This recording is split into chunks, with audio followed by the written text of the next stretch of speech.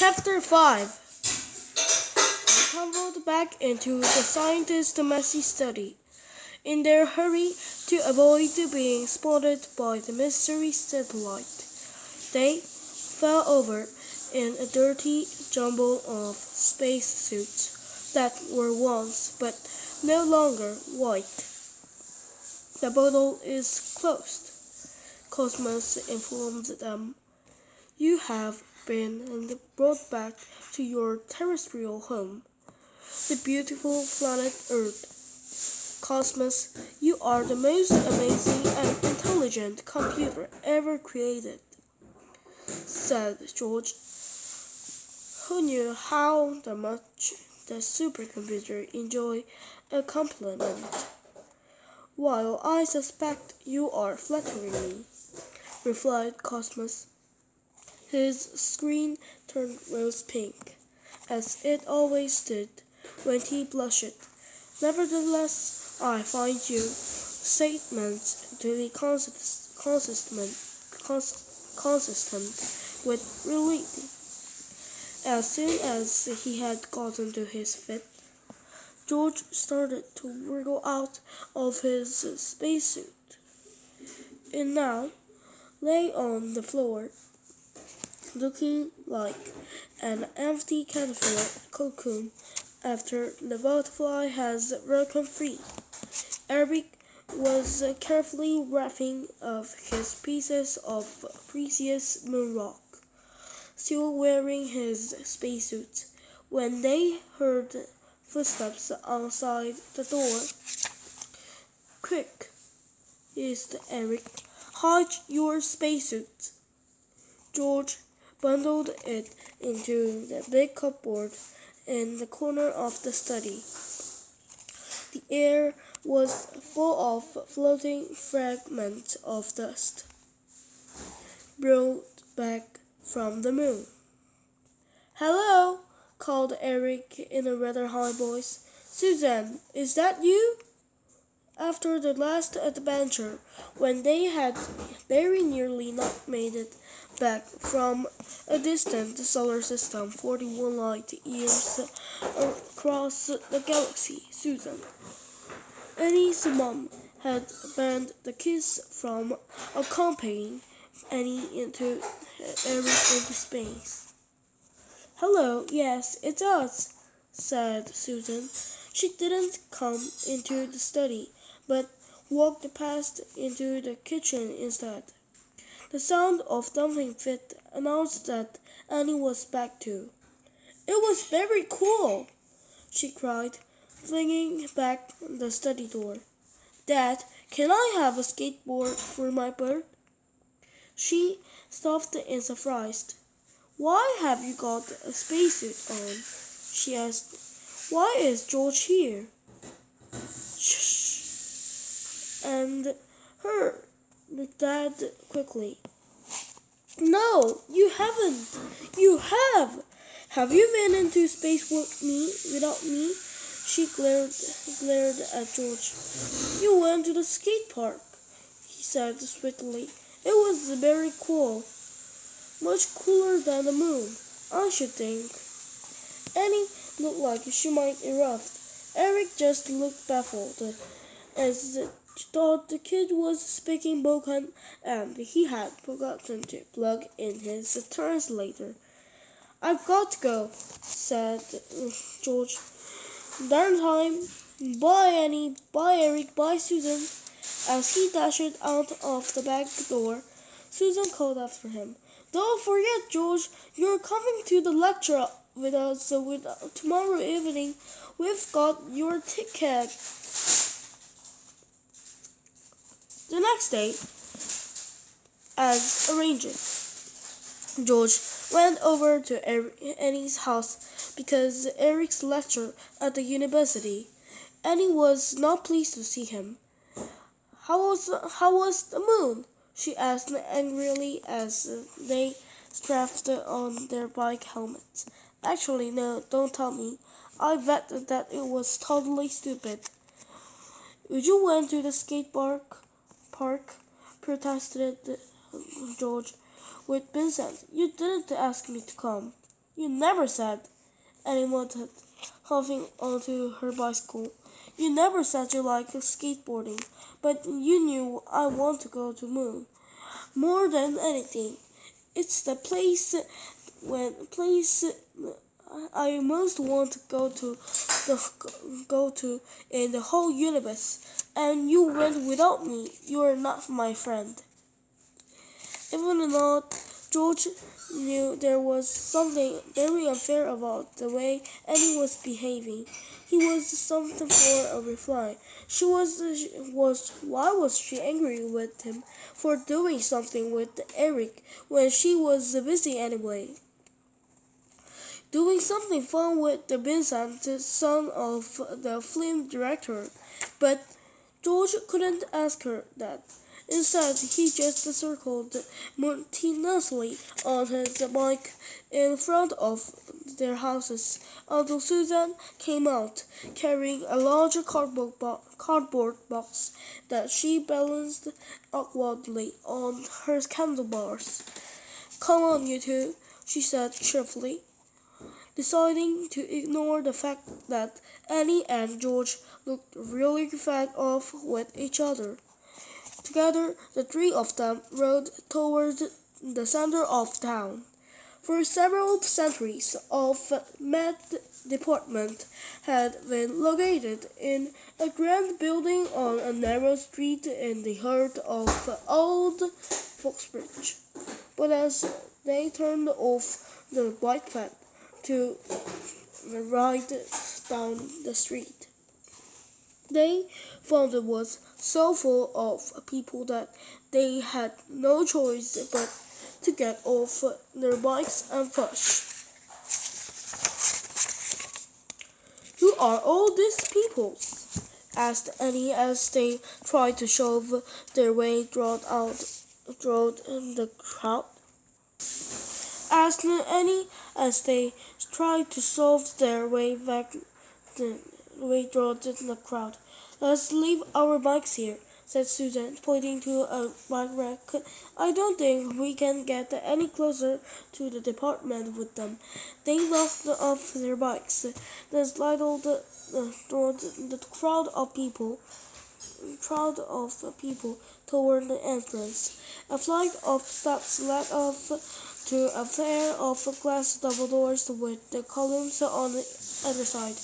In front of the doors stood a university official, looked anxiously out over the heavy ground below. They're all here for your dad's talk, said George to Annie as he squeezed his way toward the steps after Susan. Look, they're trying to get into the building. The crowd surged around him, all pushing forward toward the old stone building with the inscription AD Endum Elector above the portico. What for? Muttered Annie, struggling to keep up with George. Why would so many people want to come and hear my dad talk about Matt? They ducked and whooped their way up the steps to where the official stood guard. Immediately, he held out his arm to stop them from going in. No entrance to the professor's talk.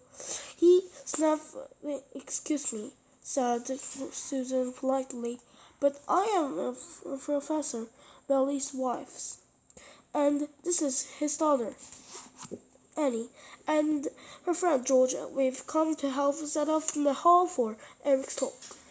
Oh, I am sorry, Mrs. Professor, said the official apologetically. We don't use to security for the med department. It's not like this place caused so much of a stir. He took a handkerchief out and mopped his brow. But it seems your husband has become very famous.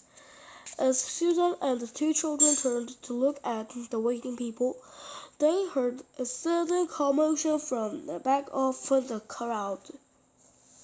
Stop the criminal scientist! Came the chant. A small line of people dressed in black, wearing masks, were waving banners. Don't let the advance of science destroy our universe. The official looked horrified and spoke quickly into his two-way radio. Math department, stand back up. Get inside, Mrs. Spellish, he said, opening the door and ushering Susan and the kids through. Will like them, he muttered angrily. We don't, no, don't tolerate this kind of behaviors in Boxbridge. It just isn't done around here. Chapter 6. Once they were inside, Susan quickly dragged the gaffing keys away from the door and brought the entrance hall. They made their way into the big auditorium.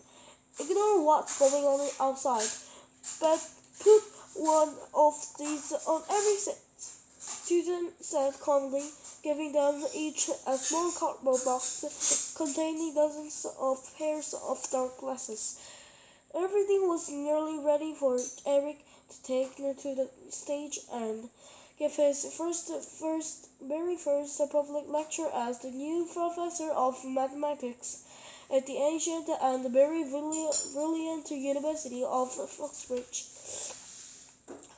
Annie and George moved between the rows, carefully putting one pair of glasses on each chair. Annie had for once been really scared by the protestors outside, and she was still trembling slightly. Mom, what's going on? She asked. Are those the people from Torag that organization that was telling us about? I don't exactly know, her mom replied gently, but they do seem to be objecting to your father's experiments to explore the origins to the universe. They believe they are just too dangerous and should be stopped before they can go any further. But that's crazy, said George. We know that Eric's experiments are safe, and they might show us how the universe really began. They're like the final piece of a jigsaw puzzle that scientists have been working on almost forever. We can't just throw the last piece away before we've seen the whole picture. By now, they'd worked their way along the road from the big double door at the back of the hall right to the front, where Eric would be speaking. The door suddenly flew open, and a tall boy zoomed down toward them. Ta-da! Toward them. He lifted off his skateboard and landed next to George, the wheels still spinning as he caught it in his hands. Ta-da! He announced. Vincent! Squeaked Annie in delight. I didn't know you were coming. At least I've got one friend here, she added pointedly in George's direction. I thought the doors were locked, George muttered gruffly, wishing they still were. They just opened them, and Vincent pointed to his skateboard. I rode straight to the front of the line. Have all the people in black gone? Asked Annie. Fans were now streaming into the lecture hall, taking their seats, examining the dark glasses left on the chairs and wondering why they might need them. Yup, they've locked in, said Vincent. Weirdos. What was all that about? Criminal scientists. The morons. Annie was smiling at Vincent in a way that made George want to pull her hair quite sharply, just to wipe that look off her face. One of them tried to talk to me, Vincent added, flipping his board up and down with his left foot. What did he say? Asked George. I couldn't really make it out, admitted Vincent. He had a mask on, so I suppose it was like trying to speak through the woolly shock. But it didn't sound as if he was trying to say a word. What word? Asked George curiously. Vincent eyed him curiously. To be honest, buddy, he said, it sounded like he was saying your name. It sounded like he said George. Why would one of the first Spectre be saying George? Asked Annie in confusion. Maybe he wasn't saying George, said Vincent very reasonably. Maybe it just sounded like that. Or perhaps the main word means something else. I'm a crazy person who dressed up in black for no good reason language. My dad always has trouble at his film premieres. He bragged. You really know one ought all if you don't have